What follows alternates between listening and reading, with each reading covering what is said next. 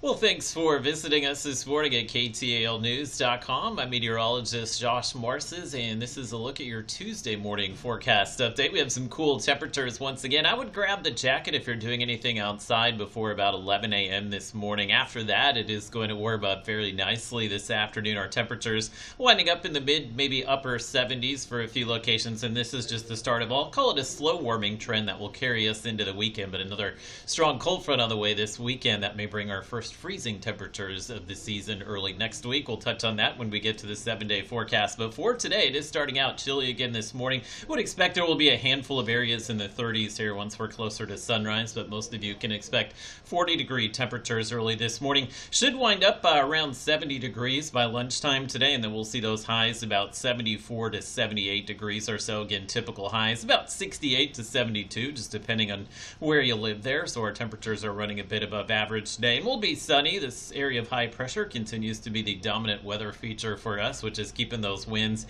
out of the south, and that's what's starting on that warming trend for us today. But we'll be completely sunny through the afternoon. I think by tomorrow we can see maybe just a few of the high altitude clouds drift through, but there is no rain in this outlook for at least the next week or so, and looking dry for most of next week as well. So this is strictly just a temperature forecast as we go through the next few days. Speaking of the temperatures, tonight we'll be back into the 40s and 50s, so the cool nights sticking around. We can expect most of the nights for the rest of the week will likely level off here, maybe in the low 50s as we get closer to the weekend. So cool mornings, warm afternoons, likely back to about 80 degrees tomorrow, and that's the reason why we'll be much warmer, just this ridge of high pressure that's building into the south of us here. It's not going to be the strongest that we see, and you can see that ridge does kind of fizzle out late this week, and that will open the door for some of this colder Canadian air to make its way down, likely late Saturday, early Sunday. Now, this will be a dry front for us, but you can see that wind is coming all the way out of the Arctic here, so this could be one of the colder